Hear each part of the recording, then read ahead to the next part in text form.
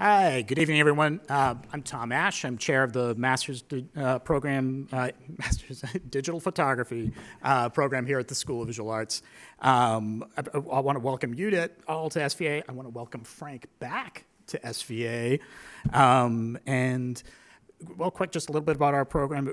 We're a one-year intensive graduate program that's meant to help photographers at any point in your careers to get up to speed on the latest tools, hone in on the technical, conceptual, and business aspects of their practices as much as possible. Big part of our program is the I3 lecture series, which we've been doing for over 12 years, bring photographers, editors, gallerists, and other photo professionals from around the world to inspire and inform students in the photographic community. The lectures are in person and open to the public, and they're every other Tuesday. Our next one is this upcoming Tuesday with documentary photographer Rita Nanini. Have to, for tonight, really thank APA, especially Debbie Gilbert and Juliet Wolf-Robin for partnering with us for tonight's talk. Thanks to Frank for being here. Also have to thank my colleagues, Marco and Sarah, who are over here for all the work they did to make tonight happen. Could you give them a round of applause real quick? Thanks, appreciate it.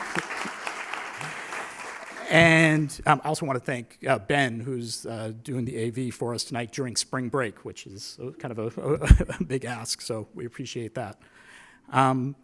Finally, I just want to welcome Juliet Wolf-Robin, National Director from APA, to introduce Frank. Welcome. So thank you for being here. We had this really long wait list to try to get in, and we couldn't release the tickets because we didn't know who would show. But a lot of you did show, even with the flooding rain, and I appreciate it. I appreciate you for being here. But that's also why just next time, if you can't come, be sure to let us know because other people can get in that way. We really appreciate being hosted by SVA for APA tonight, and Frank being here from Los Angeles. I'm Juliet Wolf-Robin, the National Executive Director of APA.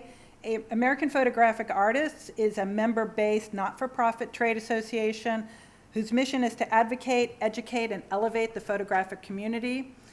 If you're a member, thank you. If you're not a member, please consider joining. Your voice matters. Our community matters. It's together that we can make things happen. I want to thank Deborah Gilbert for helping me to produce tonight's event and for being an incredible director of the New York chapter. She also has an incredible newsletter that she puts out twice a month that she wants you to know. If you're not already on it, please sign up for it or leave your name, your email address here, and she'll add you to that so that you can be informed about other upcoming events that are going on. The APA is run by and for professional photographers. Our photographers are mainly advertising, commercial, editorial photographers. Frank's a member. And we also have fine art photographers. And we really, the boards are made up of professional photographers. We have Jack Deutsch, who's on the APA New York board, Paul Ip, I didn't see him yet, but it's professional photographers who are on the board. Travis Keyes, who was on the New York board, is now on the national board. So it's photographers coming together to decide what the community needs, which might be advocacy, and that might include fighting for your rights with labor laws or with copyright. And it might be how we advocate for better contracts on behalf of photographers, how we educate photographers on latest trends, techniques, marketing. We host events, we have webinars. We also help promote photographers through portfolio reviews, a printed source book, hire an APA Pro. So there's lots of ways that we really try to engage with the members of APA and the community. There's a number of contests that go on. New York has hosted a contest for APA members that takes place at the Soho Gallery. The last one was curated by Brian Clamp. APA LA right now has a call for entries off the clock, which you can find on our website, and it's curated this time by George Kokis, who's the curator of Staley Weiss Gallery in New York. So anyone can enter that. APA members get it for half price, so join APA first and you'll save lots of money. So I do want to thank, we have a couple of partners whose logos you can see up here. Agency Access helped produce tonight's events. They're an online creative industry directory and an indispensable networking tool. So they've established themselves as a go-to resource for photographers and illustrators and artist reps. And they do a curated database of creative industry contacts so that you can market to ad agencies and magazines and find the people you're looking for and send them your promotional material. So really important tool to have. Image rights, they find your photos online. They help collect recovery fees for infringements of your work. The best thing you can do, remember, is to register your images with the Copyright Office, and then a place like Image Rights can really help contact companies where they've used your work and weren't supposed to. If you don't understand registering copyright, you can look at we have a YouTube channel, and we have a number of webinars about registering your copyright. So all these are on American Photographic Artists' YouTube channel, apanational.org's website. You can find that.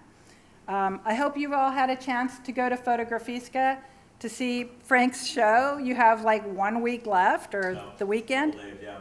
Closes on Saturday. Oh my goodness. Saturday, but goes down Sunday, right? Yeah, just make sure I know. So don't miss that. If you already have a book and you want it signed, you can get it signed afterwards. If you don't have a book tonight, he signed the ones that are at the store, and then those are like all the books. They were out of books a couple of weeks ago. They're going to be out of books again soon, and then that's it. So if you want a book, go and get yourself one of the books, because they're amazing, they're beautiful, it's really an incredible book. As you know, Frank Ockenfels went to SVA in the 80s, and as someone said to me yesterday, Frank is the art school kid that never stopped playing, and he made a career of it. So very impressive. It's pretty unusual. He rose to prominence doing shoots for magazines, including Rolling Stone and Spin, and then went on to work for all the magazines: Entertainment Weekly, GQ, Wired, Newsweek, Atlantic, Forbes, W. And in the 90s, he started to direct music videos, and later moved on to promotional campaigns for shows and films that we all know, like Breaking Bad, House of Cards, Mad Men, The Bear. He's done advertising work. He does TV commercials and print campaigns for top brands: Nike, Converse, Hennessy, Samsung, Verizon. So this incredible mix of both commercial and artistic work.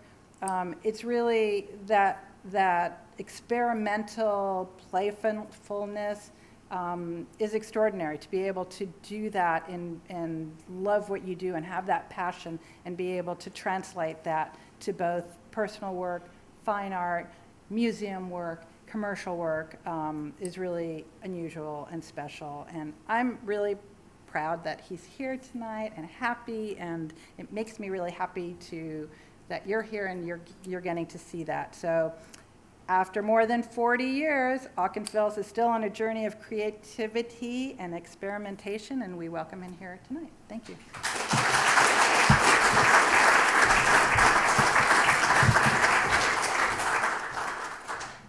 Hello. I've been told I don't need a microphone in life, but I will use it anyways. So, hi.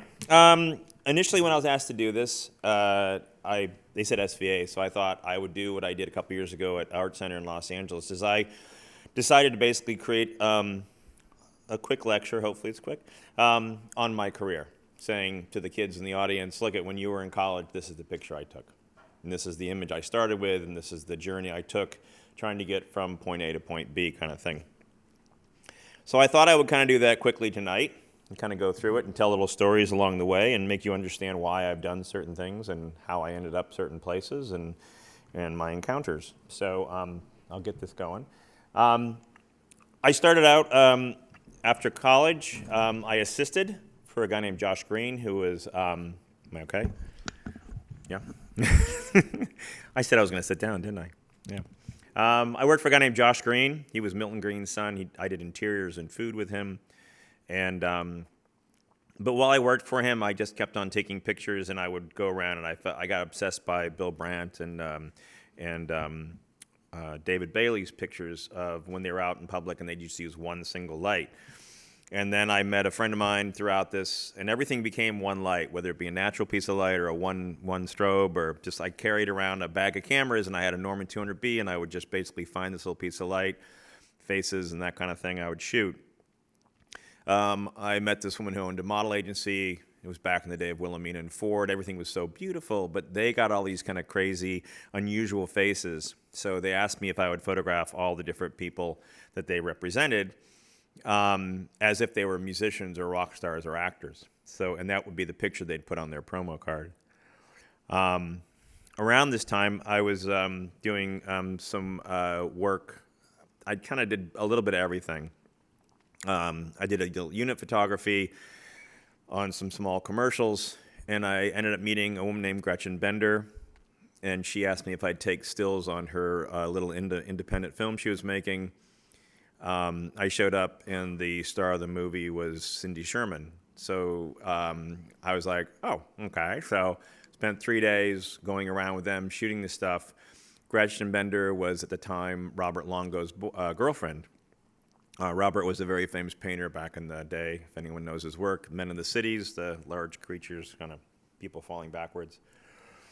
And Robert kind of took me under his wing, and I would photograph things for him to, paint and draw from. And he was friends with Bill T. Jones and Arnie Zane. So when Arnie got AIDS and was dying, they did The Last Dance at the studio.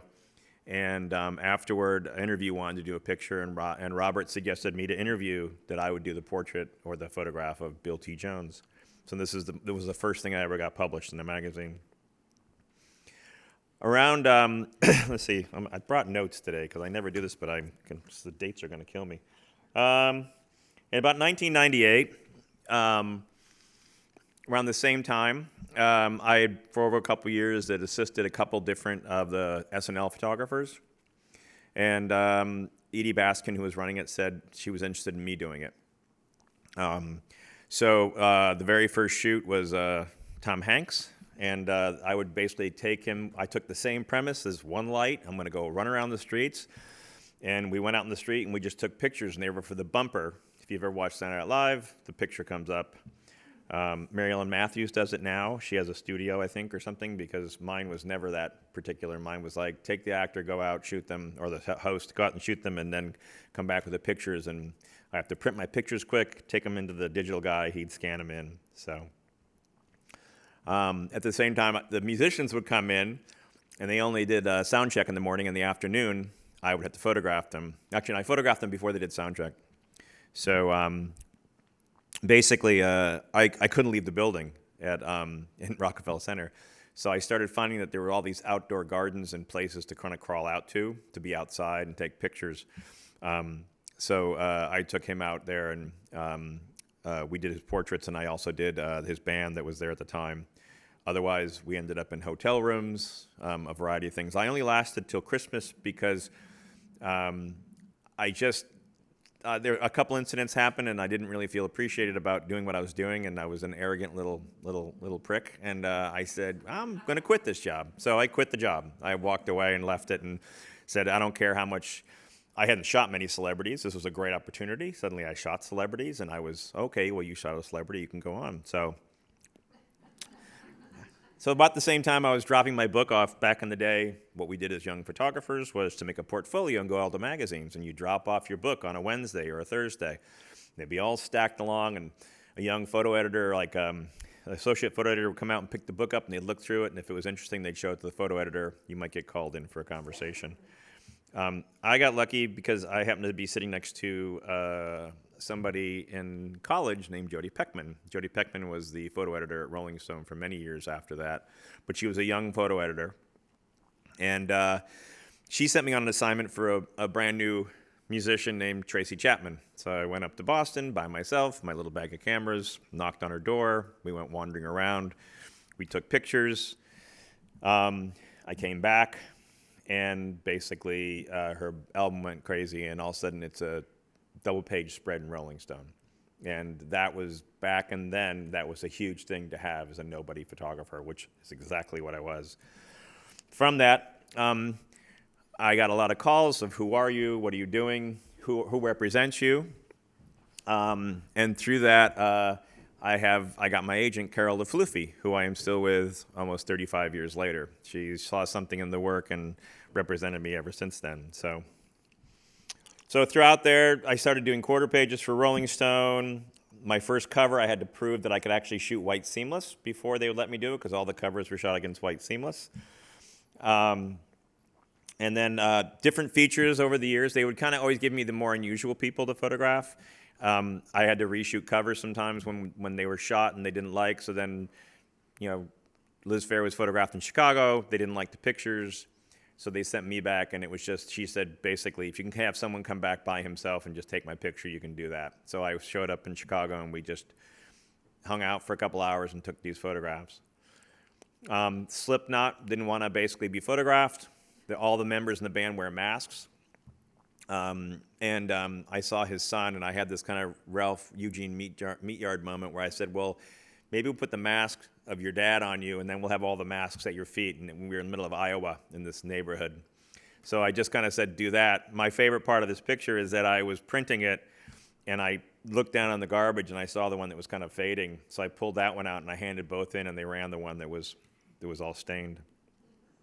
So I used to get away with stuff sometimes. I kind of would hand things in and say, this would be cooler if you try this. I still do it today. I kind of will say, I did what you want me to do over here, but maybe you should try looking over here. And so I kept on shooting music. Music became the thing I did. I was a music photographer. That's what I was labeled as almost at a certain point. Then other magazines started coming around. Spin magazine asked me to shoot covers for them.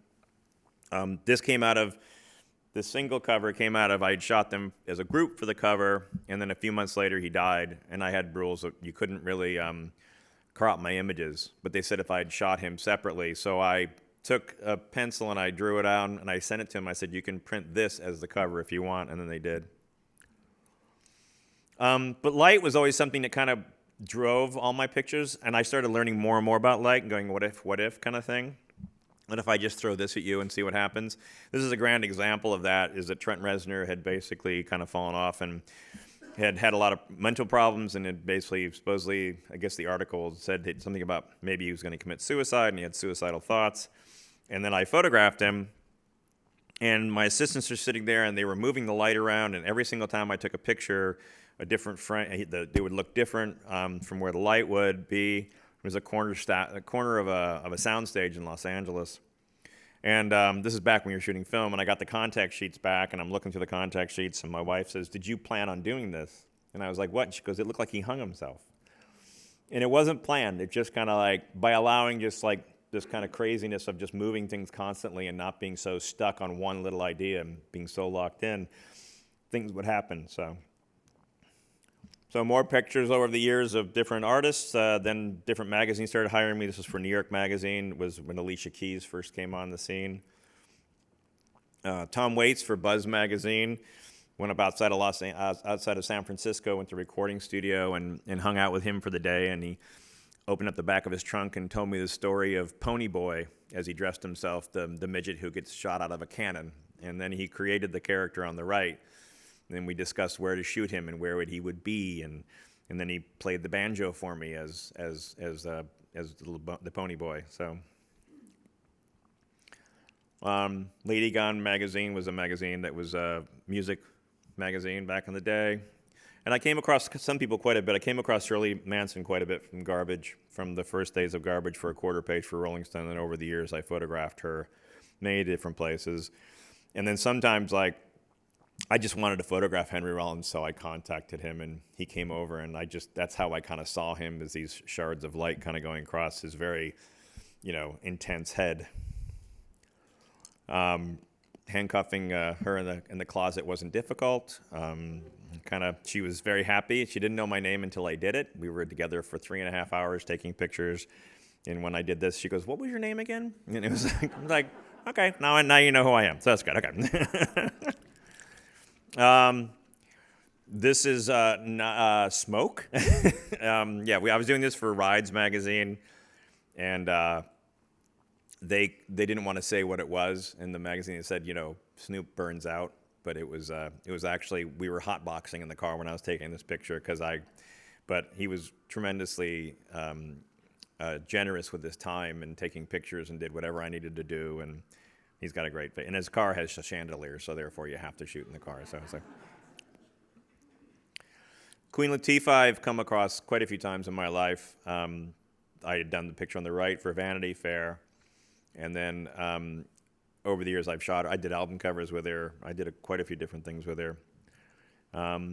And then just waiting for moments sometimes. I did this for Smithsonian Magazine, and at the end of the shoot, we were sitting there, and he just started playing the piano, and there was supposed to be a film crew that came in and took pictures, and the skylight popped open, and he was singing, and I said, just wait a second, and then I shot like about 6 frames of this. And all the rest of it doesn't even come close to the simplicity of what I love about this picture. The rest of them are beautiful. There's nothing wrong with them. But I really felt this was like, just allowing the moment to happen sometimes and accepting the gifts that are given to you sometimes when you're taking pictures and not being too wrapped up in ideas. Showing up to shoot Elvis Costello in London, and then he just wanted to go for a walk in the park. And which I wasn't ready for. I was by myself, and I had all this equipment with me, and I was running after him and just trying to take pictures as we were doing it. I've always loved kind of trying to find weird ways to kind of, create light. So this is before LEDs. So we put a tungsten light inside of a metal microphone, which got hot very, very quick. But she was a trooper, so she was holding it, and I loved how it kind of became almost like this Egyptian mask on her face. And then from that, she thought it'd be great if I shot her band, so I was hired by No Doubt to photograph them. And then from there, I just started shooting album covers, and I would always kind of say when I was shooting album covers is always to try something different. Every single day, you needed to do 10 different pictures. And that was my challenge to myself. I didn't want to just do 10 pictures that all looked the same. I wanted to do a variety of 10 pictures, so I would have a variety of different cameras I would take with me. And try to find different styles and find something that it basically fit each person and what the music was like. I love this picture of Brandi Carlile because this was like before she kind of is as big as she is now, but we were up in Seattle and we just kind of were wandering around at the end of the day. And I'm sitting in the river taking this picture, and I'm just thinking, I'm like, she's moving in and out of the light and flaring me and going back and forth, and it just felt like it was like a perfect answer to her. If you shoot a punk band, make them look like an old Xerox copy like you might see on the street. This is Rancid. This girl named Poppy. It was like, she's a pop star. I'm not really sure 100% the music, but she asked me if I'd do photographs of her, so we did this kind of very kind of blown out, kind of like intense images of her. This is Nas this came from a series that I was doing for Hennessy at the time. They hired me to shoot Erykah Badu and Nas, and they wanted the sense of like something a little more classic of, he's a very famous rapper, but they wanted him kind of more classic. So I kind of built this dressing room in the lower part of a theater in Los Angeles. And I used the mirrors as to light them. I just kind of kept on poking the lights into the mirrors, and it would bounce around the room to kind of feel a little off. Nothing was perfect. So, because perfection was always the part I hated about a lot of photography, is that if it's too perfect, I need to see the flaw in it to understand it better sometimes. So I a lot of times will break things just to make sure that I'm not, that I'm paying attention to what I'm supposed to be doing. So shooting Garbage, which was Shirley's band, going out in the street and and it's raining out, and I just used the street light that was lighting them. And then kind of like I started doing a lot of light painting. I started it with I'll show you later. I started with David Bowie. I did a whole thing with Bowie where I did a light painting of his band. I'll tell you that in a second. But the Adam from Tool had seen the pictures, and he asked me if I would do the same thing with him, with his band, which kind of was a very different kind of approach to it, but they were much more very different musicians in the sense of how they approach being photographed. This started the whole thing of collages with me because I was sent by Rolling Stone to photograph Public Enemy, and I couldn't. And Chuck D showed up the first day, and then no one else came, and then the next guy, the DJ on the right came, and then so it was over 3 days, and I finally just said, I'm just going to basically create what everyone thinks about them is kind of like the three-headed monster, the beast that was happening in the sense of, I'm going to put my spin on it and say, like, this is what it is because you all think they're, like, anti-government, and their songs were very political, and it was amazing, so I thought it'd be kind of fun to create this. Also, I only made one thing. So when I went into the office of Rolling Stone, I handed in this one picture and said, here it is. And luckily, Fred Woodward looked at me and he said, okay, that's fine. We'll just run this. That's fine. And I had that a couple times at Rolling Stone where I kind of walked in and I said, this is the picture. You don't need to really see anything else. I'm telling you, that's the best I could do. So I also had this thing where I was the guy they sent when you only had 5 minutes. So I would be sent in and they'd say, okay, but they're only going to give you 10 minutes and you got to basically get a picture. So there was 2 ways of approaching that idea. There was get the safest picture I can so I have a picture, or find the most ridiculous idea or, fucked up image I can make and shoot that. And then say, when it doesn't work, you say to them, well, I only had 10 minutes. So I got away with it a lot. So, So I started doing a lot of collages just because I loved doing them suddenly. I loved the idea. And I would do these in front of people because I'd take the pictures in this 4x5 and then I would lay the pictures out and I would show them. I'd done this with Soundgarden on a shoot I did for Musician magazine. And then Chris Cornell called and they said they were doing a music video called Spoon Man. And he said, I don't want to be in the video, but I want your pictures to be in the video. And I'm like, well, what do you mean? He goes, like, I want you to make those weird collages for us. So I went up to Seattle and I shot all these really weird, configurations of them, like singles and that kind of stuff. And that's what they used in the video. This is also just a necessity, is that I was shooting Wilco in Chicago, and it was about 20 below zero outside, and we were in their studio, and I just said, like, how am I going to shoot all of you there? But it's easy if I make it a collage, because I can pick what I want in focus and then put it back together afterward. The ceilings were like, I could touch the top of the ceiling, so I couldn't put any lights above me, so I just used what was available in the room. But by the act of not having to get everyone in focus all at once, I was able to kind of create this. So you can kind of go through it and you'll find like little out of focus frames that are like half the drum maybe is in focus, the other half's out of focus. And then I kept on going farther. I figured I needed to draw on them and start doing this. I did this with the strokes.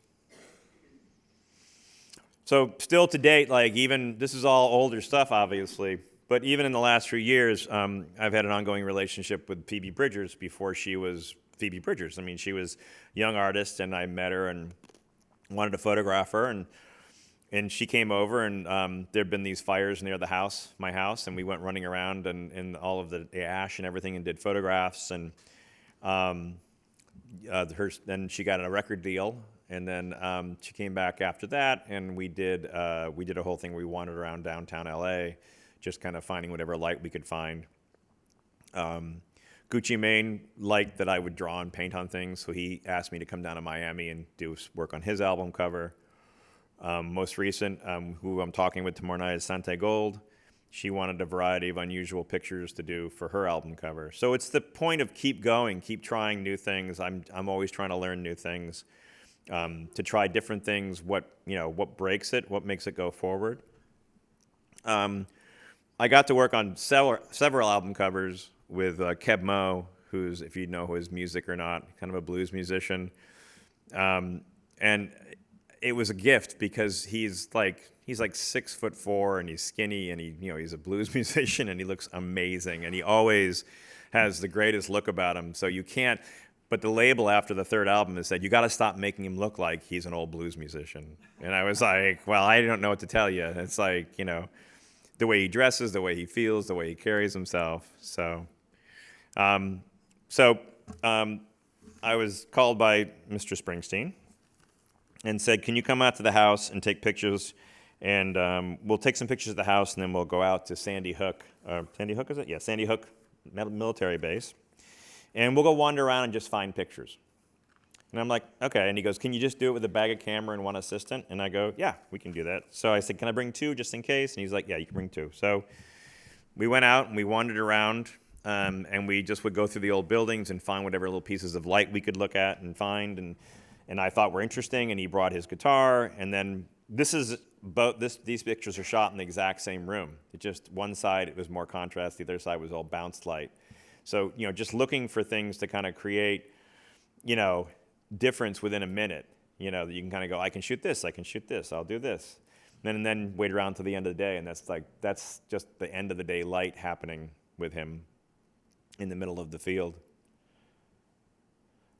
This kind of starts the conversation of working with 2 guys, a band called Broken Bells with James Mercer and DJ Danger Mouse. And after that, he went off and he made a band called Rome, which had Jack White and Nora Jones and Daniel Lupi in it.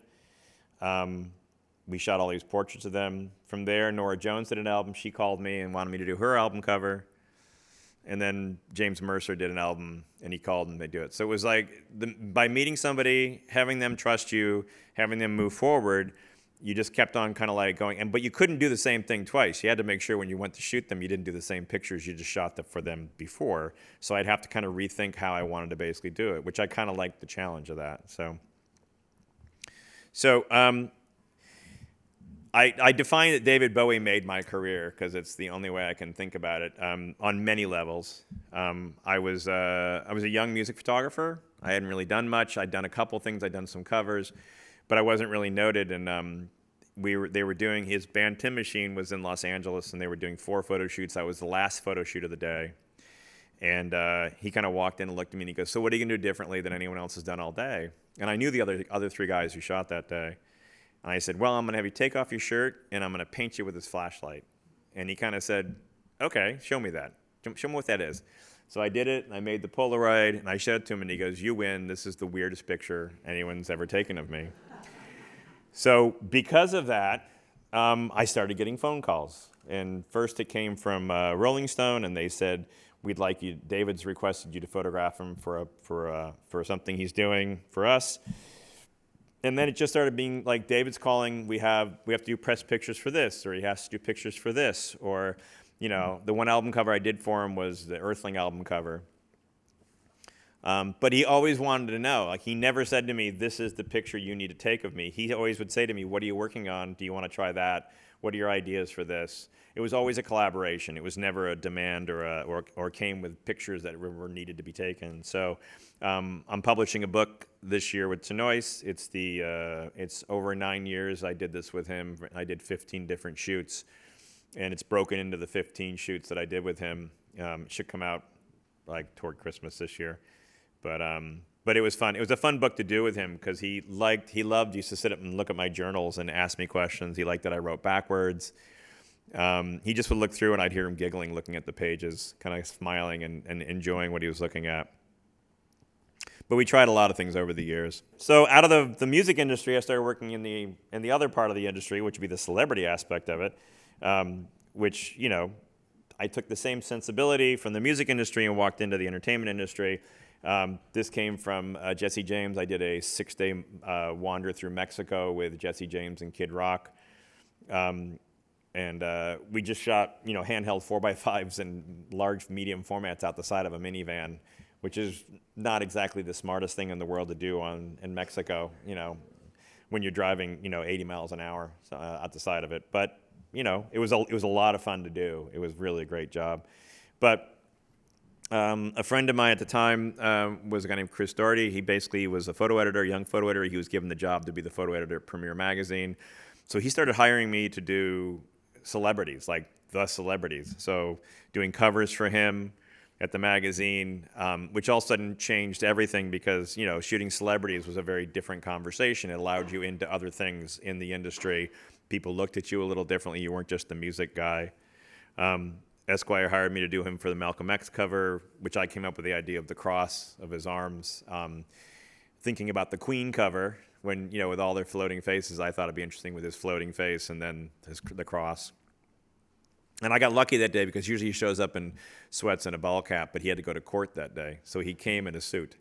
So the rest of the pictures looked great because he looked like, he had like almost that kind of the time frame of being of Malcolm X.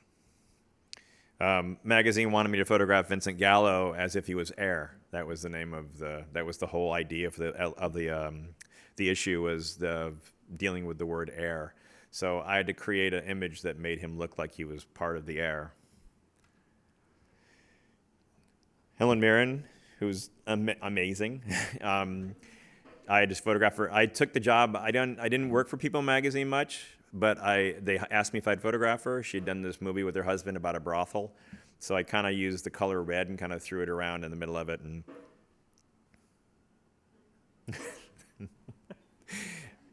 I photographed David Lynch 3 times, and each time has been a challenge. He challenges me. So the first time was I met him at his house, and we went to up to his office, and he said, when the cup of coffee's done, I'm done. He goes, so you better start shooting. So I set him on the end of his bed, and this thing, and I opened up this sliding door that was just outside of his office. And I just started photographing him. I had old 4x5s, I had these passport cameras, I had all these different Polaroid cameras, and I'm just taking Polaroids and just shooting them. And then I look down and I see everything, and I go, okay, fine. And he kind of looks down, and he's still got coffee in his cup. And he was like, are you sure you're done? And I go, yeah, I'm good, that's it, And I walked away, and I created all these pictures for him. So the second time I showed up, he said I had to meet him in the entryway of his home. And I couldn't bring any stands, any lights, anything. I just could bring a camera. And not knowing what I was walking into, I walked up and I saw that, and I brought 4 assistants. One would basically help me with the camera, and the other 3 had silver cards. And one went out in the road, and he took the light and he pushed it into the entryway, and the other one bounced the light around, and we lit it by just basically bouncing using silver cards. And so he started laughing. He kind of giggled, and he kind of looked at me, and then I started doing pictures. And they went down on the ground, and my assistant pulled this one, and he looked down and he goes, yeah, that's it right there. And then I went to say to him, yeah, but I want to, and then he just walks away. Just was like The third time, he was fine. He just kind of, I did a light painting of his face, but yeah. So I got obsessed by doing these ideas. I have this passport camera, which basically takes 4 pictures on a Polaroid, and I started cutting them up and then putting them back together and creating these portraits within a page, which I felt like was much more honest of an actor. Clooney is probably probably the best one I have. I love that one, him, just because it is every part of his personality. But over the years, I've done them of different people. You kind of find these weird little moments that these faces they never would have made in a million years, but mixed in with this, they don't seem to kind of worry about it. Jack Black started did it. I started tearing pictures up and putting them back together, then Xeroxing them, bringing them back down to it, so hand it in the magazine this way, and said it's very much this is who this guy is. But I used to always do them at the end of photo shoots if I could really quickly. The 2 things I would do, I'll show you the second one, but this one was like to do really quick 4-pass portraits of people and then glue them back together. So I was shooting Obama before he was President Obama, just before, for a health magazine, Men's Health magazine. And at the end of the shoot, he said, is there anything else you want to do? And I said, yeah, would you mind sitting here for a second? And I pulled this old camera out, and I just started taking pictures like this. And I just started shooting. And he's like, what do you want me to do? And I said, do whatever you want to do. And he's like, what? And he's like, and I got done shooting the whole thing. Polaroids start coming out on the ground. And he said, what are you going to do with those? And I said, well, I tear them up, and I put them back together again. And he goes, what do you mean? And so you can see that I was breaking the Polaroids up and laying it out in front of him so he'd see it. And he just goes, yeah, okay. The other thing I would always try to do at the end of a shoot is I used to have this thing, this handheld 4x5. It was a Super D Graflex. It's a single lens reflex 4x5. And if I didn't use that for the shoot, I would try it at the end of it always say, would you mind if I just shoot a couple frames of you with this camera? And I'd pull out this big camera, and I'd kind of my assistants would bring something over quickly, and we'd throw a light at it or find a piece of light, and I'd just shoot like 2 or 3 frames, and then that would be it. And over the years, I ended up shooting over probably a couple thousand of them. At the exhibition, there's a wall of 465 of them, which is kind of fun. My sons go through from being a baby to being 25 years old on that wall. So it's been a while. They don't make the film really or the Polaroid for it anymore, so I don't really shoot with the camera anymore.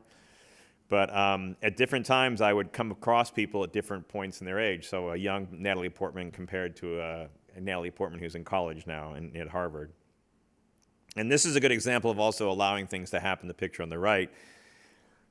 As I was standing there, she was getting ready, the hair person leaned in to basically fix the hair, and the shadow was perfect. And I said, don't move, and I shot it, and it was like, it made much more sense than having this big wash of light, even though it was really pretty. There was something much stronger about the shadow coming out of it, allowing something to happen, instead of just basically planning it so hard.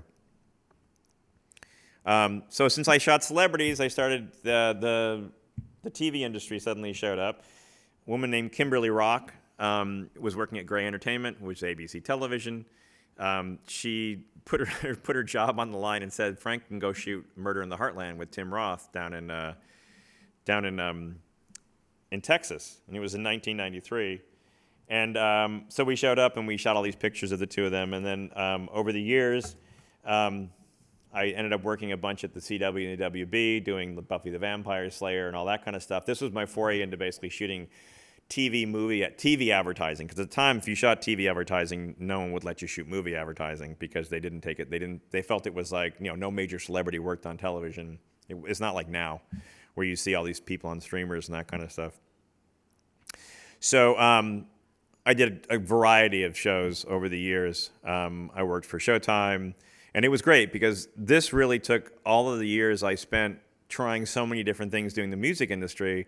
Was like when someone said, we need a beauty shot. So, well, I know what that is now. And if you want something dark and moody, well, I know what that is. So my little brain had all these little things in it that I could kind of pull from and create.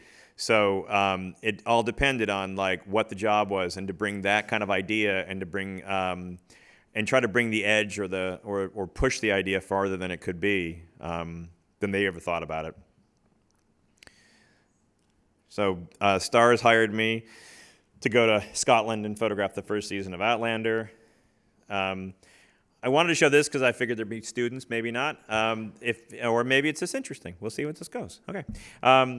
This is the progression of making a picture. Like when I was shooting the galleries, this is called Ash versus the Evil Dead. It was down in New Zealand. And the day before, the whole town is built inside of a warehouse. I mean, we're talking asphalt streets, concrete sidewalks, the buildings, everything. And I can ask for certain things to be turned on or turned off. You can fill it full of smoke. You can do a lot of different things. But it doesn't light the actors. You have to light the actors, but you can use the surroundings. So this is the progression of the day where we kept on figuring what else to add, what else to add, what else to add. And then, of course, the last part of that is you add the actor in and you wet down the streets, because you can wet down the streets in the warehouse in the fake town that you've just took pictures in. So I've worked a lot for Epic, which is now MGM Plus. This was another example of basically trying to figure something out. Tim Roth was in this thing called Tin Star. They wanted him shot up in the mountains, but there was during the fires in Calgary. So I had to build a forest and a soundstage. And then the gaffer on the show is somebody I'd worked with before. And he said, do you want any help? And I said, yeah, I need you to build me the sky. And so I told him what I wanted, and he built it, and he put it up. And then I said, I need one big light to be the sun. So I got there, and what's kind of great about LEDs nowadays is he said, well, what color do you want the sky to be? And he just sits there on his iPhone, and he goes like, you want it bluer? You want it warmer? It's like, well, it used to be you have to crawl up there and put gels up there. It doesn't, they don't have to do that anymore. So this has ended up what it looked like. So the two networks that I did a ton of work for were AMC and FX. And AMC, I did Walking Dead, and each year was a challenge to basically find some other way to approach to photograph them. Also, how many ways can you shoot zombies, which I've figured out many different ways. But every year was kind of a different challenge of what they wanted, how they wanted to approach it, and try to take the show outside because I didn't want to just shoot everything inside. One year they decided to do a whole series of light coming through things. Axes had gone through a wall, or a hand came through a wall. So we built a room that had all these different pieces of light in it. And then we ended up at this place called Terminus, which is this old warehouse in downtown Atlanta. and we went around and we would find these different moments, and we did motion pieces of each one of these after I'd photographed them, and then we basically do a motion piece. So we have them doing live firing machine guns over our heads. Or if you look at the one, the cop car is on fire, the cop car is on fire. They brought a car in and they burned it for us, which was, so, and then we always had the zombies kind of moving around us. Like they were always, you go to lunch and they'd be sitting there, and you'd see this guy and he'd be taking a French fry going like trying to put it in his mouth, and, it was great fun. We loved making fun. But this was a good example of waiting to see something. On the pre-light day, we looked at this, and I said it'd be amazing if we could have her standing here tomorrow at 2 o'clock. And they said, okay, we'll plan her day to be that way, because there's a schedule. And I said, and if there's no sun, I'll figure it out. I'll create a light that looks just like this. And luckily that day, the sun was exactly in the same spot. She came in, and it's just natural light coming through and fragmenting off the glass. But and it would look beautiful if I lit it, but I think it's so much nicer that it was natural light. There was a year they were clean, so I kind of decided to make them all these silvery tones. Worked on the last 2 seasons of Breaking Bad, which was interesting because they'd kind of gotten to the point where they were, up against each other, and then I ended up coming back afterward and did El Camino. But the biggest project I did for them, I did all the seasons of Mad Men for them, and that was the challenge in the sense that Matt Weiner wanted the pictures to be very specific when he was doing them, and they had to be to the era of, there couldn't be anything in the picture that wasn't of the time frame that the show was going to be, because people meticulously took that show apart and said, well, she's holding a cigarette clutch that would never have existed at that time frame, and they get all these notes from people. So every time we did something or built something, it had to be exactly what it was. And then we'd shoot gallery, which gallery means you're shooting these little moments that they can send around to magazines and whatever. So when we had to light them, so I would go on these sets and I'd have to relight them, because you might get a couple things that would light, but I'd have to still kind of come in and light all the actors within. They might turn the overall light on in the room, but I have to light how the actors are going to be lit and how bright the lamp light is and that kind of stuff. One year second year they decided to basically take his office and flood it. So we built the room on the Paramount backlot, and we got all the furniture from his office, and then they built a barrier around it, and then we slowly raised the water on him, and it kind of came up and up and up. And John at one point asked to see the camera, so he photographed us. This is the reverse. This is what he was looking at the whole day. You can kind of see me. I'm down there in the middle, which is kind of funny, and it's you can see me through the plexiglass, because we didn't know how low the water was going to go or how we were going to figure this out. So there was a guy, his job was to basically corral the Marlboro cigarette pack as it floated around like a boat in the thing. And then we went to the back lot, and we shot all these pictures. They brought in 40 extras and cars, and then I ran around and I lit them in a sense. And the style of the photography had to feel like the colors and everything had to feel like the time that we were talking about each time. This is the happy accident picture, because I was shooting a picture of them all sitting at the bar, and then we do about 15 to 16 setups plus portraits plus a group shot in a day, and we took over this bar in down Los Angeles. And I got done taking a picture, and January turned to light a cigarette, and I said, just wait a second. And I said, can you not move for a second? And then, because my assistants had turned all the lights off, and there was only one light left on. Then I shot 3 frames of this, and you can kind of see that in the lower right corner there's a reflector for a head. I mean, it's not perfect, but it really does have a perfect moment of, and they use it more than almost anything else I've ever shot for them over the years.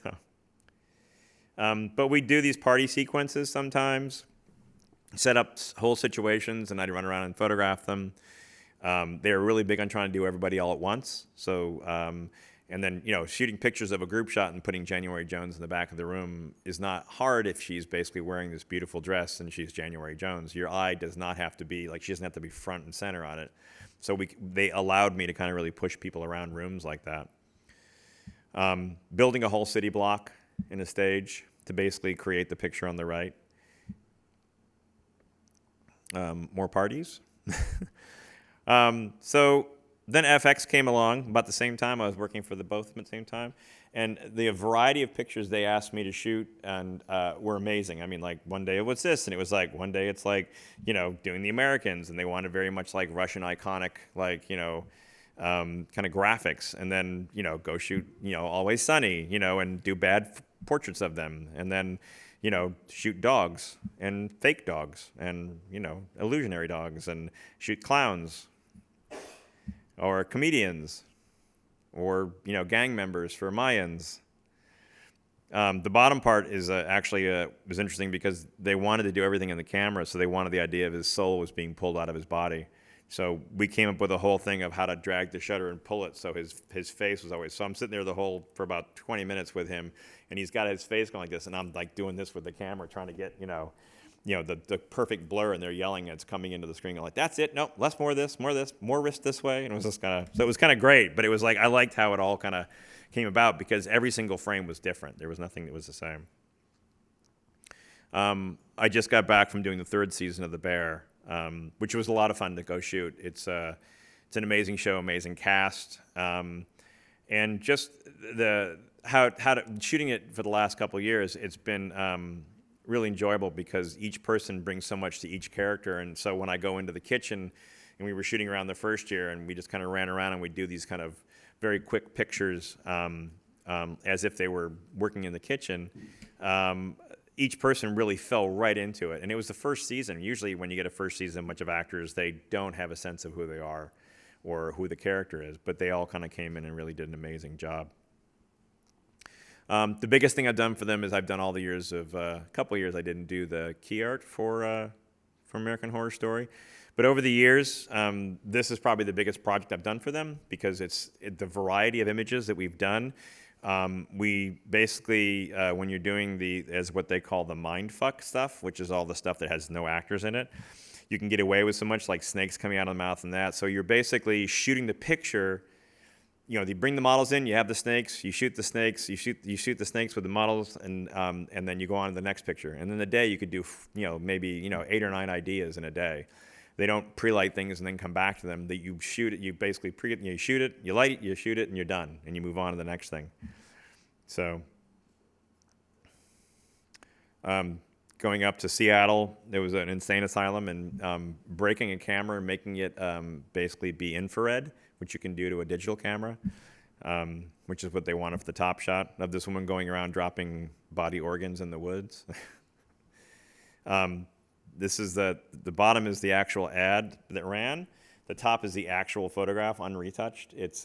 They bought mattresses at used places, cut them open, and these young people crawled into them, which the smell was really awful. So it was like, but they did it. So with this came gallery. So every year there was kind of an unusual gallery we'd shoot for it within the settings and kind of run around. This picture we basically went to, lit, shot, and we're done in 20 minutes because we had so much more to do that day. So each person was lined up to basically go, okay, boom, boom, boom, and it's probably by the act of not beating it to death and not getting too wrapped up in what it should be and what it shouldn't be. It happens really fast, and people kind of fall into it pretty fast.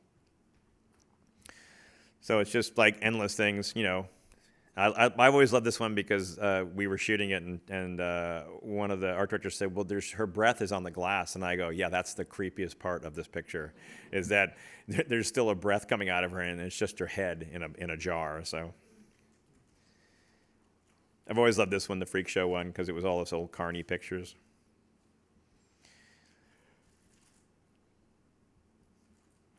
Taking over a summer camp in upstate, up in Northern California for 3 days and shooting these really unusual pictures of kids being at a slasher camp kind of thing. I spent most 2 days floating in water in a wetsuit, like at water's edge, to take half the pictures, with 2 guys making sure that I didn't go all the way under. So they would be holding my arms as I was like bobbing in the water with my big expensive camera that's not mine. So. And they always tried unusual things. They did a whole year where they did rear projection. They made these massive rear projections, and then they changed the background, and then it was all this beachfront, and they wanted different things. So I showed you what that would look like. Same year, but I always like little still lives I get to do with them. They actually get real scorpions or real spiders or real snakes, and I'd be sitting there and I'd be on this apple box, shooting this picture of the skull, and they said, "You want to change the snake out?" And I'd turn and go like this, and there'd be a guy sitting there and he's holding a snake in his hand, and I'm like, "Yeah, but can you stand back a bit?" I'm not a big fan of snakes, so yeah. Making dolls. Then this is the most recent one that we did with Kim Kardashian and Emma Roberts. So from there, I started doing movie industry stuff. One of the first things I worked on was Zoolander, because I'd worked with Ben Stiller on an editorial shoot. And he said, "Hey, would you come and sit in a meeting and talk about our portfolios?" So I shot portfolios for Hansel and for Derek. So we did knockoffs of their Rolling Stone cover, or their all the different, we had Hansel's wrestling Hansel, or this was Bettina Reams meets Helmut Newton. They would mix photographers. So, and then I worked on Harry Potter just after that, and that was kind of a big thing because I was still kind of an unknown in the movie industry world. So suddenly I'm shooting Harry Potter, doing the Zoolander thing. I love the point when things just became as a one image. I would photograph something, and I liked when it was just you just take the one picture and you just put text on it. This was an idea that David Fincher had, as he thought should be in the poster for Benjamin Button. He didn't want to put a floating head of an actor, but they did anyways, but we still shot this. That's Benicio del Toro. Building a room full of web. Just that trying to get them to understand we could just shoot this is kind of more of a raw thing, nothing so high key.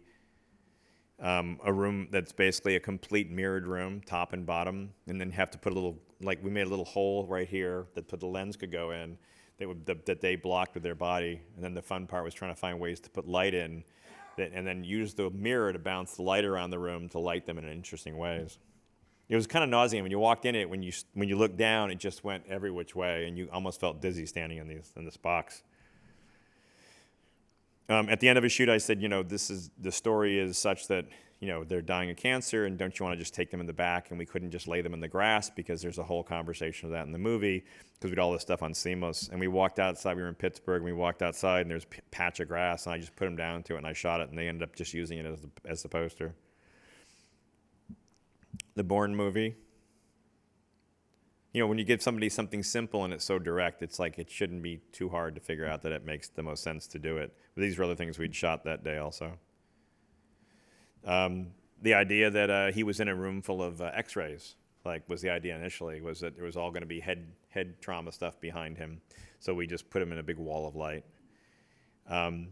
Shooting the New Mutants like they're rock stars instead of shooting them like they're superheroes. Kind of came around to the point of doing this is from Assassin's Creed of Michael Fassbinder. And then I kind of got into I did a couple big, Marvel things. I did the first year of Thor. I've worked on Suicide Squad. I've done other ones too. They're kind of big behemoths when you shoot these things. They're massive amount of actors come rolling through with a lot of, and James Gunn, who I'd not met before, I did Guardians of the Galaxy, and I did Suicide Squad with him. He likes to be involved, where most times directors don't come over and talk to you when you're doing the stills for their poster or the pictures for their poster. He came over, he wanted to be involved. He basically wanted them all to be there at once, taking pictures, and he was tremendously helpful to have him on set. These are examples when you get on a set sometimes and you read, they won't let you read anything. I couldn't read anything about Blade Runner. And I couldn't see any of the dailies, which sometimes it helps me because I try to make the images fit the lighting of what's in the movie. And I knew Roger Deakins was the DP, so it was really painful that I couldn't see anything. And right at the end of the day, after we pre-lit everything all day, they showed me the dailies, and I went back and I was like, I can't shoot those pictures. So I got up in the morning and I basically relit everything the way I thought it should be. that had more of a flair and that it was like a little more of a grit to it. And then Ryan Gosling walked in and looked at the monitor and said, "You lit it just like the movie." And so when you have that and you basically, go that far and push that far, you'll get more out of an actor a lot of times when you're trying to do the poster. These were for Nightmare Alley. They wanted him photographed like an old, like the illusion that you'd see in the variety theater kind of thing. And the Guillermo del Toro, who was the director, had seen this picture of Bowie that I'd shot with the shadows and asked if I could do a very similar thing with Bradley. And then period movies are kind of fun because you get to shoot the most unusual thing, like westerns. You can kind of make them unusual. Or this came from The Highwaymen, which was a series of the two men who basically brought down Bonnie and Clyde. And it was great because we were shooting this picture on the left, and we had to build a studio in the middle of an oil field between two trucks to be able to do all these to do the photographs of he and Woody Harrelson. And he saw this picture, and he goes, "You get it. You get the light. You get light. You get color." And I go, "Thanks." And he was like, "Is there anything else you want to do?" And I said, "Yeah, well, I'd love to take this old 4x5 and take a picture of you on set, but you guys are doing a big turnaround, so I don't want to stop anything." And he was like, "Come on." So we went up, and the whole film crew's in this massive movement. He goes, "Everyone stop what you're doing. Wait a minute." So he leans against the car, and we shot a couple of frames really quick, and then the light was going down pretty fast. So, but I kind of love it, the motion to his hand. That's kind of like the gift, because it's just allowing things like that to happen. Mahershala Ali for Green Book. And then this is, I've done all those Murder on the Orient Express, Death on the Nile, and then the newest one was the one in Venice, Death in Venice or whatever, Haunting in Venice. And they're huge cast things, so, but they always give me a corner of the stage to shoot in. This was an old tank factory, and there were all the trains outside. So I built it using the wall as my light source. And this is the picture that came out of it on the right. And then I had to shoot on the trains also, so we had to light all the trains so we could move down the trains. We had to go in at 2 in the morning, and we had to shoot at 7.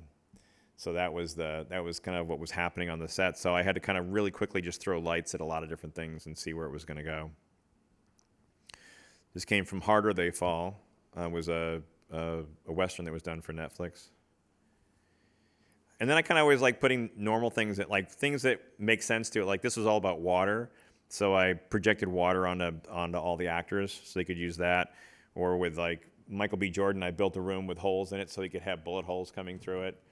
Trying to give them something to play with, because actors get in front of a gray seamless sometime, they're like, "Well, I don't understand what I'm supposed to be doing here. Like, am I going over here? What's over here? What's happening here?" So if you give them something to play with, sometimes it kind of adds to the picture heavily.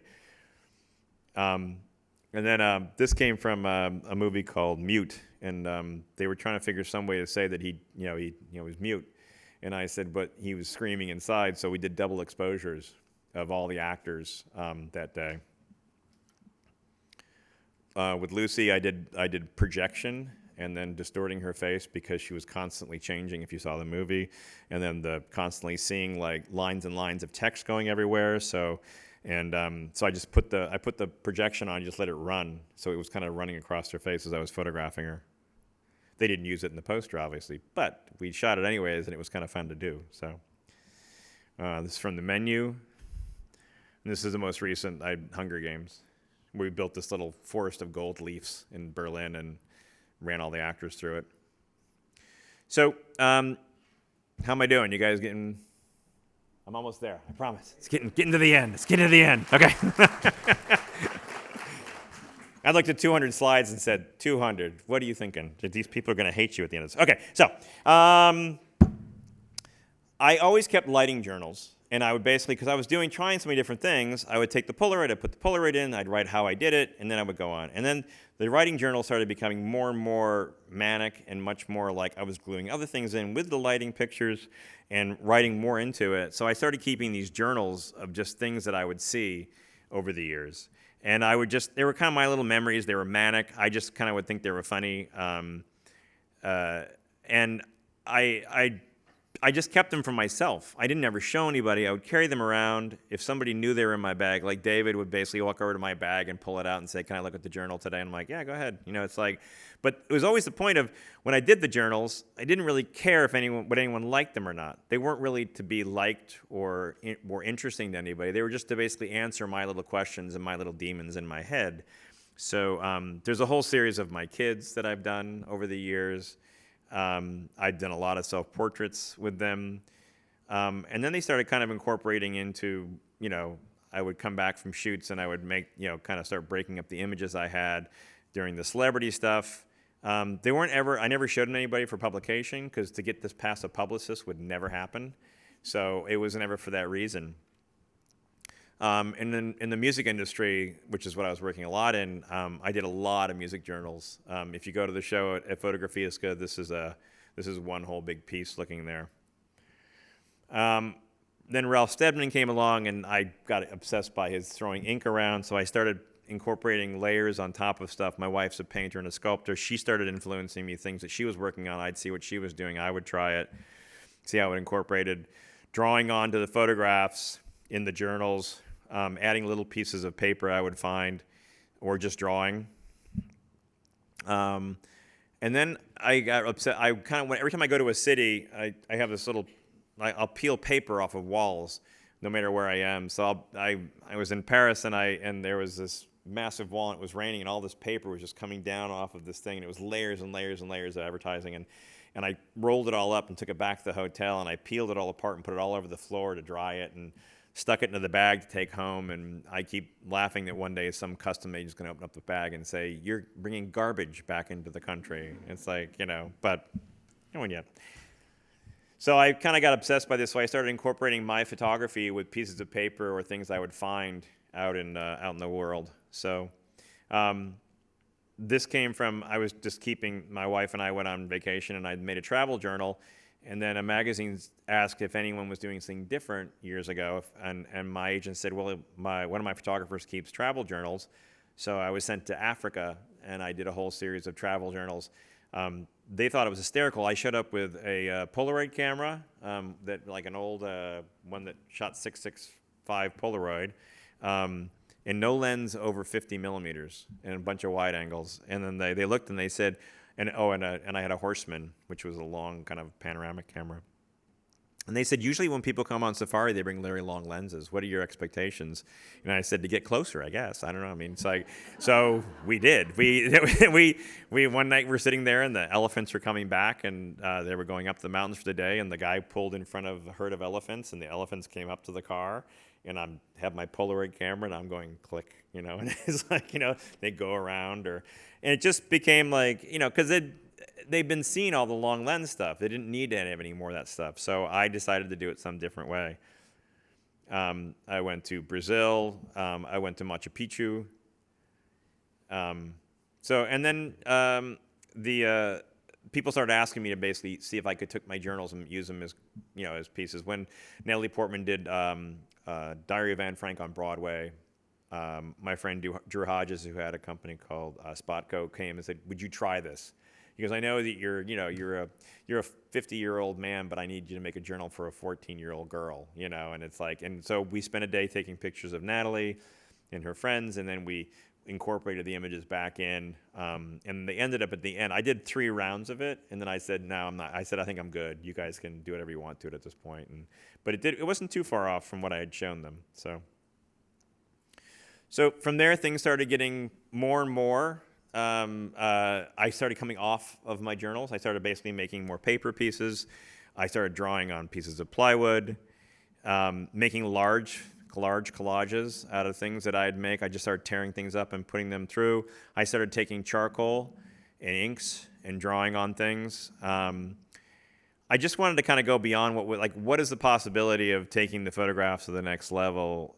But I wanted to still feel it. I wanted you to see my fingerprints on it.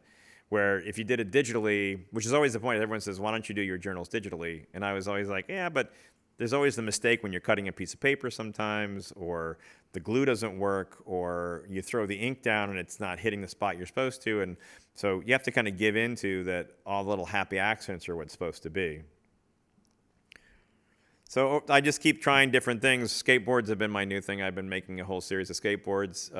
Fotografiska had 3 of them, and to sell, and they sold them, which was kind of fun because I always go to exhibitions and you'd see like, a Basquiat skateboard or a Herring skateboard. So I thought it'd be kind of funny if I made my own series of skateboards, but they're all one-ofs. There's no. This is like literally I've drawn on it and glued things on it, and that's it. So. And then I started doing bigger pieces. On board, finding as many different pieces, I always try to incorporate one of my photographs in the center of it, and everything else kind of moves around it. So, one of my other obsessions was Francis Bacon, so I started finding ways to manipulate the image in camera. It all started when I was shooting film, which was a lot easier to do back in the day because a lot of flaws would happen when you'd pull the negatives. You could see like that it would start to solarize, it would start to fall apart a bit, and now I do it digitally. So I found ways to. I found a guy in London who had all these old lenses, and I bought a ton of them. And I came home and I tried every cocktail possible to try to find what I used to do on this small camera, on my medium format camera, that I could do on this digital camera that I had. So I've kind of over the years figured out. This is something I did for a ballet company. And just trying to find different ways to kind of keep trying different, just keep growing as much as I can because I realize there's no one light that ever basically answers all the problems. There is no one camera. There is no one approach to anything. You have to look at each single thing and try something that within the moment basically expresses how you feel about the person you're shooting or what you're seeing or what you're doing. So, and it's just to keep taking the same picture over and again, it would be really boring to me. So every year I try to challenge myself that I can at least have 4 pictures that I've taken that year that have surprised me, that I've grown. And I'm 63, I'm still doing pretty good. I keep finding new things that I like and I try different things and I surprise myself. So these were done with, I did the thing on the left, I did it with old crystals you'd find on a chandelier. When the movie Split came around, where his character was basically somebody who had 21 personalities, they asked if I could in camera kind of, make 21 personalities. So I had about 6 or 7 of these ideas with them. They didn't use them, but it was fun to do with them, because James was amazing. He kind of James McAvoy is the actor. And then I got into movement. I love motion. I love how things, because you can't anticipate any of this stuff. You just let it go. You start shooting, and then all of a sudden something just happens, and you're going to do it. The other thing is I've been doing a lot of light painting off of bodies. So throughout this, all this stuff is sitting there, and I have no intent with any of it. There's no goal. There's no reason. There's no end game with any of the stuff. And I'm a working photographer. I'm shooting advertising for TV. I have all this stuff that's just sitting in my studio that's like piles of like skateboards or journals or that kind of stuff that I'm not really sharing with anybody. And I did a lecture in Palm Springs, and I showed some of the journals and that. And David Fahey, who owns Fahey Klein in Los Angeles, called me up and he said, "What are you going to do with all this stuff?" And I said, "What do you mean?" He goes, "Well, you should do a book. Why don't we do a book? Why don't you, let me help you do a book." So he goes, "What do you want to do a book of?" So I came in with 3 different ideas. It was the portraits, it was the Bowie stuff, and it was all the journals and all the drawing stuff. And he said, "Well, let me look at it." And I went to him, and I came back about a week later, and he said, "This is what I think the book should be." And it was a mixture of everything. And it was very hard for me at first because I was like, well, I see this being very precious as one page, this picture. And I realized, no, it's how he's done it, how he's and it's good to have someone step back and look at you sometime and go like, it's always good to get a good critique of somebody saying to you, yeah, I see how you're doing this, but there's better ways of seeing it, or you're not seeing this piece of thread that goes through here. Don't deny yourself what this is. So he laid it out, and he went he started shopping the book around. But he said, maybe before we do this, we should make a movie to show people what the book is. Because if I go to someone and say, it's a mixture of pictures and collages and that of an unknown photographer from Los Angeles, do you want to publish this book? They're going to probably say no. So years ago when I was directing, I'd made a video to become a music video director of my journals, and I showed it to him, and he goes, "Yeah, we should do something like that." So a friend of mine came over to the studio, and we took all the journals out, and we just started shooting them, and And how do I do this? I'll show you the video.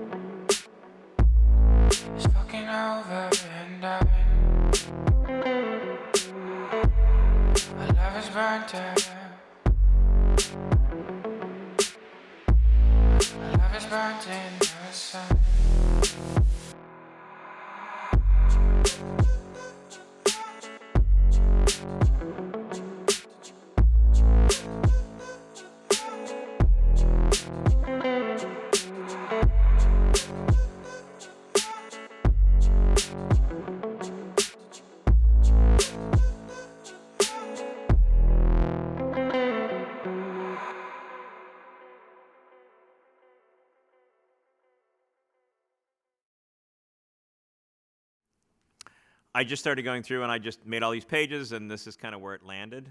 And there was no one ever at any point looked at me and said we don't like anything, or they didn't worry about the content. The only thing that happened was Tenois, who was still Mr. Tenois, who was still alive. I called me on press and said, I think your book should have a cardboard cover. Like, it should be cardboards because it'll feel like your journals. And I was like, that's a great suggestion. And I was like, perfect. And I didn't know it existed, like you could do that. So that was the only thing. Otherwise, they let me, make this crazy book. So that's it.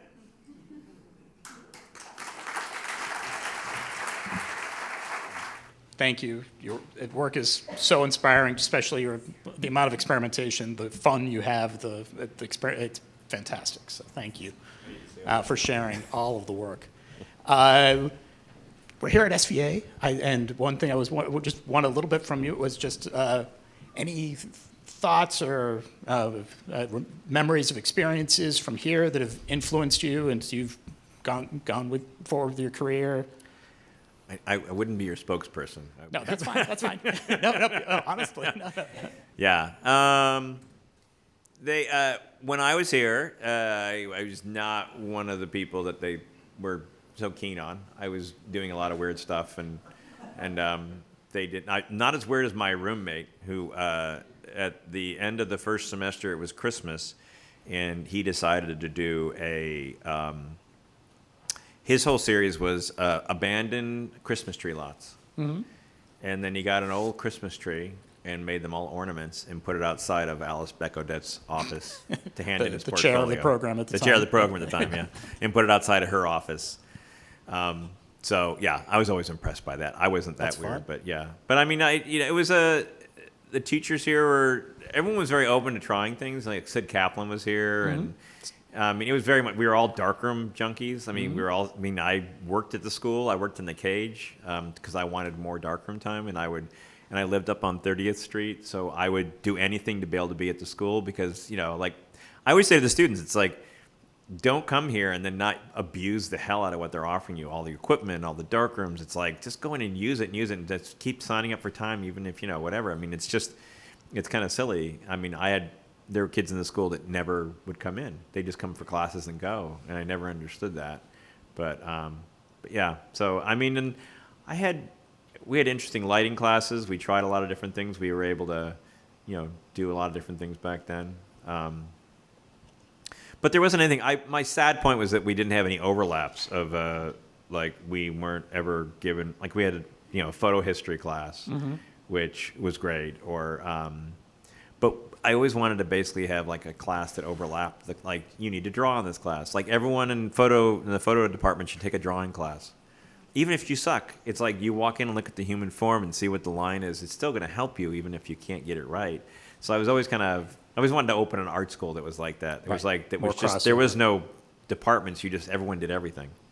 You know what I mean? And we all looked at each other's work together. And I mean, I live with a painter and a sculptor, and we're constantly critiquing each other's work, And it's great because she sees things one way, I see it another way. And so we can have those conversations. But when you get a bunch of photographers in the room, there's ego. There is jealousy. There is all the wonderful things that come with being photographers, And it's like, and I've been part of those conversations a couple times, kind of laughing about it. So when I teach at Palm Springs every year, it's amazing to kind of like really just take people, really go to task with people and say to them, what is it you're trying to do here? Because when I do the class, I break all my students into groups of 3. And every 15 minutes, I make them switch out. So you're the photographer, you're the model, you're the assistant. Now you're the assistant, and it just keeps rotating every 15 minutes. And the first day, I just give them a silver card. And go find light. Go make weird pictures. Don't do the obvious picture. Try this. And then the second day, I make them go to Home Depot, and I go, you can find anything you want at Home Depot to make a portrait with. And they'll come in with their bags of stuff from Home Depot, and then we go to a studio, and they have no natural light, and I say, now make something.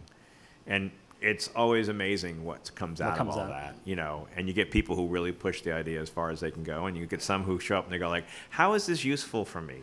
What am I going to do with this? And I go, you're going to do nothing with it. You know what this is? This is to rattle your brain. This is to make you think outside the box. A lot of the stuff you see here, you're never going to use. You're never going to use in your everyday life or what you try to do, But if you take the headspace of trying not to basically do the obvious picture and maybe realizing, well, I could do this or I could use this, because people get wrapped up in equipment, and if you like that at Palm Springs, Sandro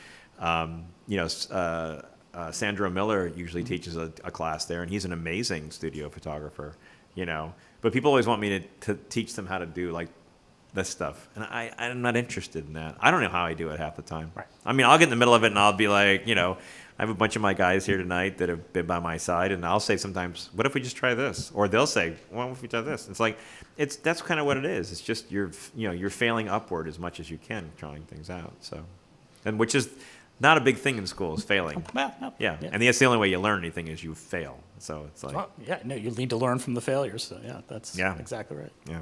Great. Questions? All right, Sarah's right there with you. Okay. Hi. Thank you for sharing your work with us. And just the sheer magnitude of your archive is so inspiring and mesmerizing and overwhelming. So thank you.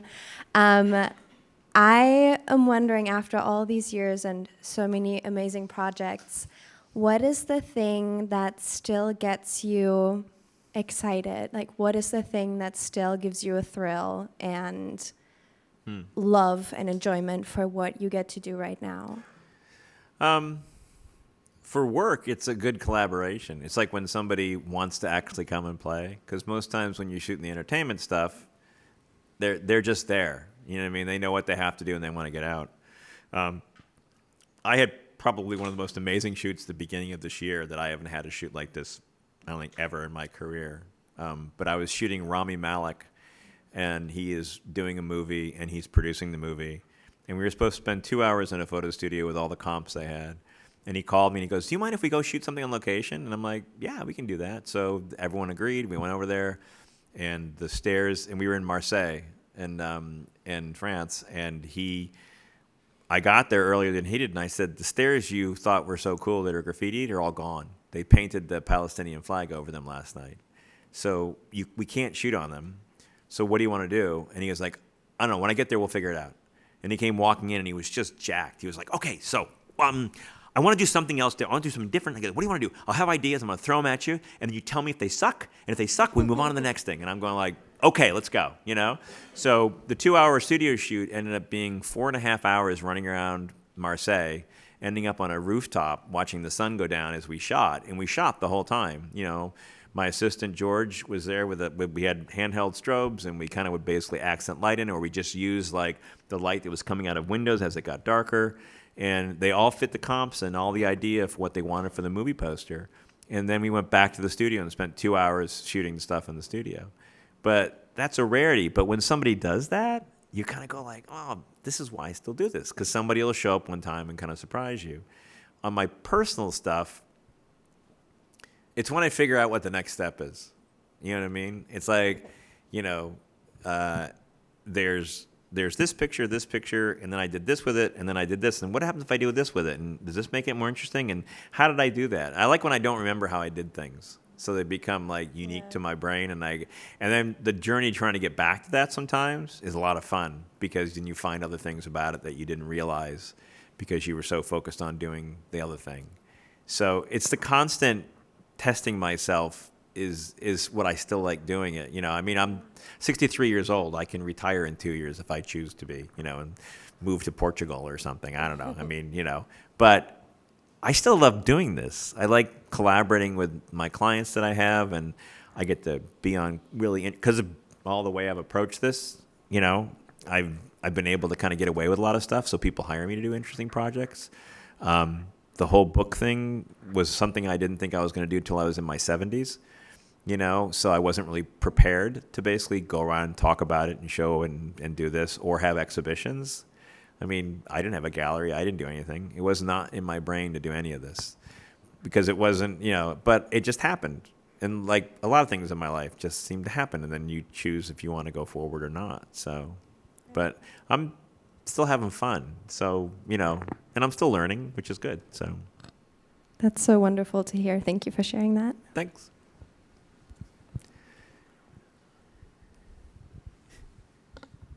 But Frank, Bathilda. the thing about you is you live a creative life. You and Diane and your kids live a creative life. Yeah, that's When true. you guys are home on Sundays, you have your friends over, there's 3 really great bottles of wine, and you're all in your studio painting and Yeah. collaging. And Yeah. so I think one of the things that, and you didn't talk about this, it's like you're always living a creative life. Yeah, I surround myself with all that as much as I mean. Yeah, we don't live an extravagant life, but we live a very kind of everything has gone to art. Like we have a whole outdoor art space that we paint and draw in. And my youngest son is graduating from Berklee School of Music. He's a bass player and a jazz fusionist in his brain. And then my older son is a writer, and he's trying to figure out, you know, how to change the way of anime and video games, and I have nothing to say to either one of them because I don't understand any of it. But it's like, but we're supportive. We say like, okay, let's do this, you know, and so, you know, and so that's kind of great. And you know, we used to have we haven't had one in a while ever since COVID, but we used to have art days. We just invite everybody over, and we'd start in the morning, and my wife has a studio down. It's like a 3-car garage, and we open it up, and everyone brings stuff, and we all hang out, and we all in the room painting or drawing or doing things. And sometimes we get a model to come to the house, and we'll do life drawing at the house sometimes. Both my neighbors are artists. I'm surrounded by a painter on both sides of my property. And we all get together and do this. And then maybe it rolls into the afternoon, and then maybe we'll start drinking some wine, and then we have dinner, and it's like, and then we all share, and then we all we basically, you know, maybe we start working together on the same piece together. We have neighborhood pieces that we basically hand between the 3 houses. Like somebody will start something, and then we'll hand it off to the next person, and they paint on it, and then we just keep handing it back and forth. But you can find this anywhere. It's like, someone said to me one time that we were at a lecture in Palm Springs, and this poor girl learned. She was like, "Because who do you look for inspiration from?" And one of the photographers went off this whole thing. Well, you should be doing da da da. And I go, it can be anybody. It could be the librarian You know what I mean? It could be the guy who works at the grocery store. Something he's going to say to you that's going to click you, that's going to inspire you to basically create something. It doesn't have to always be somebody in the creative world that inspires you to do something. So, so I kind of love that, when we do these art days, it's like people who don't usually paint or draw suddenly show up and they're painting and drawing. And they kind of prove to themselves they're wrong, that they actually can create something with that. I mean, that's the whole point of perfection, Yeah, you can make a perfect oil painting, you can make a perfect drawing, but it's like, what does that even mean, But you find yourself in the middle of that. That's more interesting. Like, no one thought about doing that, So I follow, I took drawing classes over COVID with this guy named Rob Unett. He's an illustrator in London, and he's wonderfully insane. But he would always say, if you find a line and you think it's beautiful, destroy it.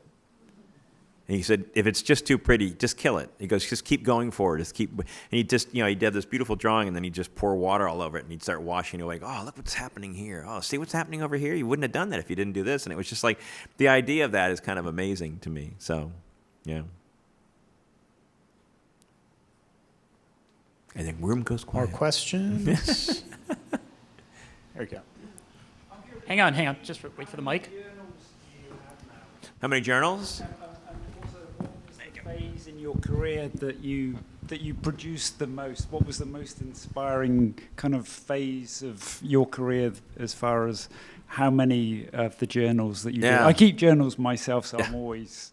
And then it's like there are times in your life you're producing journals and you're like, oh man, this is the best. And then you look back at them and go like, what was I thinking? You know what I mean? Like, and I don't ever go back on any of them. I don't ever go back to fix anything. I figured that's just who I was when I was 30 but there's about 60, I think, at this point. I think, yeah. And I go through waves of doing them. I mean, there are times I had a whole year I didn't do a journal. And then all of a sudden I sat down one day and I just put out like 14 pages. And I keep like 4 or 5 going at the same time because of how wet they get or how dirty, they get sticky or whatever. And I just kind of play around with them. But I don't know. I don't really think there's a time that I feel like I was better at it. I think I just, there are markers that I say like, okay, I did that. And then I went to this and that was the day I stopped doing this. And then I started going, oh, let's keep it simpler. Let's maybe give myself, I have a journal at the house. I'm only allowed to put 3 things on a page. And it's really tough. It's like, it's kind of weird because I didn't think it'd be tough. And then it just goes like, well, I already did that. So it's like, and I'll just walk by the table and I just leave it open. And I'll see if I find 3 things to put in the book that day. And then just close it and go to the next page kind of thing. So those are like my little challenges I give myself. So, but it's tough. It's like, I don't really think I can say that there's a time frame that was probably the most productive. But, yeah. And do you have a favorite journal out of all of them, or you have a favorite for one day and then you kind of like... Yeah, it's rare I'll find a whole book that I love, but I mean, I'll find pages I love that I'm, really excited about that I did, so, and it's nice to be able to share them with people and put them in a book, or there's the point where when I was laying the book out, there's this one page I kept on putting in and David kept on taking out, and he said, it's just not that good, and I was like... It's my favorite page. And he was like, well, you have to basically say, do you want to put this one or this one in? And then it got to be the point of a debate of everybody. It was like, how many people like it? How many people don't like it? I was the only one that liked it. So therefore, it was like, it didn't make the book. So it's like.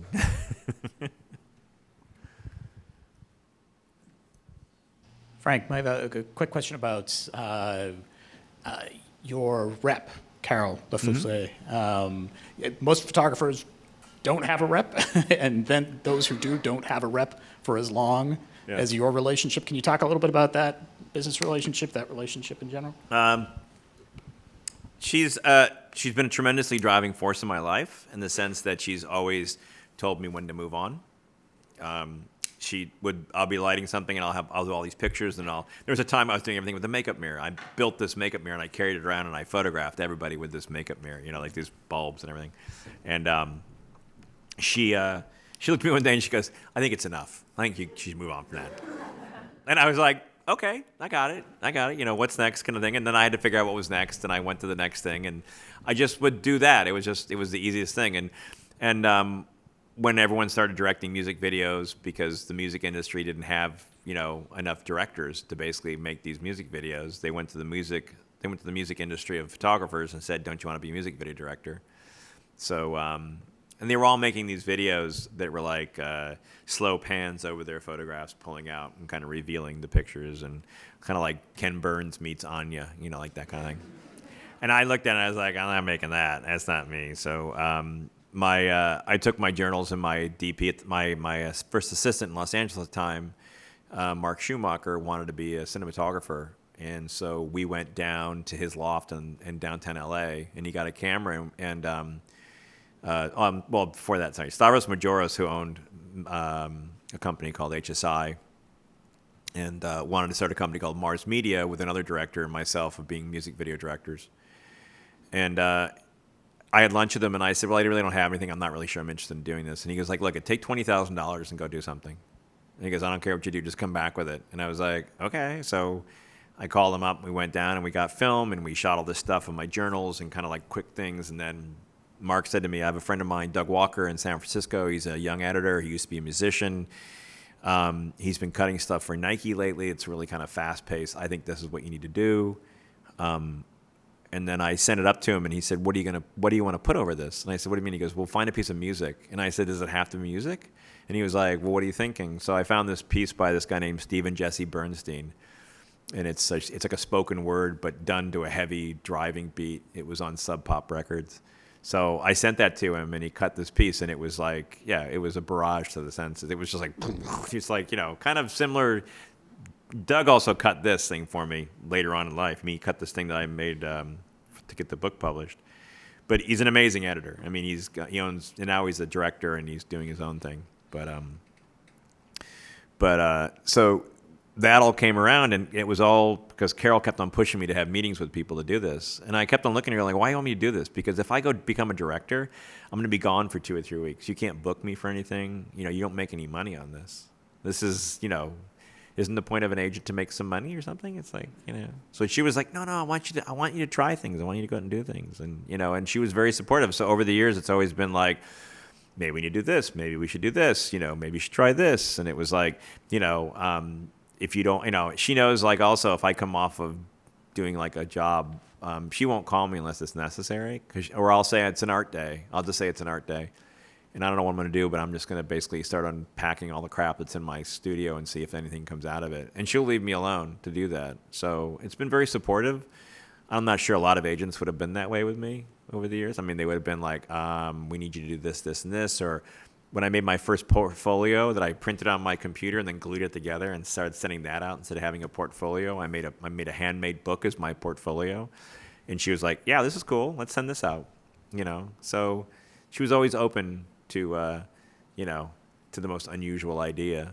So, but her history was pretty unbelievable in itself, that she was, you know, Annie Leibowitz's studio manager and worked with Mizell and you know, knew Robert Mapplethorpe and, you know, like knew all that kind of stuff and was always into the arts and very supportive of trying to basically push all the boundaries. So there's no reason to leave her at that point. So it's like when you have somebody that in your camp, you just kind of stay still and you go like, okay, and you might have your ups and downs over the years, but you know that it's always going in the right direction. So.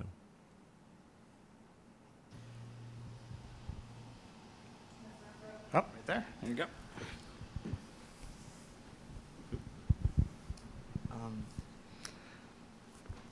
Your approach to art and to work is just so inspiring, as far as like having this ability to like kind of turn everything off and just play. Mm-hmm. And one thing, as like I start my career / also like just signed with an agent like a year ago, like mm-hmm. finding that the one thing I'm working with my therapist is like being okay with like finding moments of like peace on seeing the longevity of a career as a photographer. Yeah. And that's one thing I'm still trying to search for. I'm like, and seeing you like create this, especially walk through your Fotografiska and just see so much play. I'm just a moment of like, it's very inspiring. Thanks. And for you, like, question for you, it's like, were there moments where longevity was like, how do I keep this trip running? Yeah. And how do you navigate that / also mentally navigate that? It's a good question. I mean, there's definitely been times where everything's been crashing around me and not like, not going right, and, people aren't hiring me, and, it's just an ebb and flow. I kept my whole life to the point where if I tomorrow wanted to give it up and just pack up and I could leave, that I could do that. Now, that was easier when I didn't have 2 kids and a wife and 2 dogs, and a house. But it's still pretty easy to do that. I kind of always kept everything simple. And, but the key thing to remember is like, I watch so many people, when things aren't going right, try to be something else. And that's the biggest mistake. It's like people react to the sheer honesty of who you are as a person. So if you constantly are out saying, I saw this picture today, I'm going to try to do that picture because that person gets hired to do that stuff, right? Well, they already have that person. So what are you going to do to take pictures to basically make them look at your work and say, well, this is really honest, because you made it out of a complete honest moment. You knew that that's what you wanted to do, and maybe it didn't make any sense to anybody else, but you're going to find the person who understands that, and they're going to hire you. And then when you do the work, you know that it's going to be the most perfect work, or the purest sense of it, because you were honest to yourself. There's nothing worse than basically creating photography and art that basically satisfies others. They say that what's the classic line? Art is like, most artists are very selfish, because you have to basically put so much yourself into what you're doing that that you have to ignore everything else around you. But the minute you start engaging people saying, what do you think? You know what I mean? Those journals all came out of, I didn't give a fuck what you thought, right? I don't care if any of you liked them, right? I did them because they were what I wanted to do. And if you can approach your work that way, people will see that when you shot it, or whenever you created it, that you did it without thought of if they were going to like it or if anybody was going to like it. They just know that you liked it. See what I'm saying? And if you keep that thought in your head, it'll have roller coasters. You'll work, and then you won't work, and then people will come, and then as long as you don't stray from that moment, I think that you'll always do it forward. When I teach, I always say, why are you a photographer? Why do you want to be a photographer? It's not for the money. Let me tell you. It's like, it's getting worse. Everything now is getting worse and worse to be a photographer, not to be the doom. But if you love photography and you love taking pictures, do it for that reason. And then everything comes around it. Then you basically choose to create for a living. And that living may not be driving your Lamborghini to your beach house in the Hamptons, which is never going to be in my life either. But it's like, you find the people who hire you and do things, and you do things that you don't want to do. You take pictures that you know that you're not going to do, but they pay the bills. But always, if you're doing that kind of stuff, always step back. It's like, when I would do a portrait, I would always, I would do a picture over here, and then I would do a picture that was over here. So they were completely 2 images that were completely polar opposite in the idea and the execution of the same person. And it would teach me like what was the most honest picture I was trying to do. And usually the one I spent less time with is the one I wanted to do. And the one I spent forever trying to figure out was the one I was trying to struggle with to satisfy somebody else. And that should be across the board. It shouldn't matter if I like your pictures. I say that when people take my class, I go, it doesn't matter what I'm about to say to you. It doesn't matter if I like them or not. If you like them, that's got to be a reason why. Right there. I've been a great proponent of saying, if you have a bunch of pictures you love, go home and stick them on the wall. Take a flat wall, just put them all up. You'll see what starts falling off by itself. Things all of a sudden start hitting the ground. You're like, why did that just fall off the wall? And then you go like, oh, that's why it fell off the wall. It's like, So. Frank, thank you so much.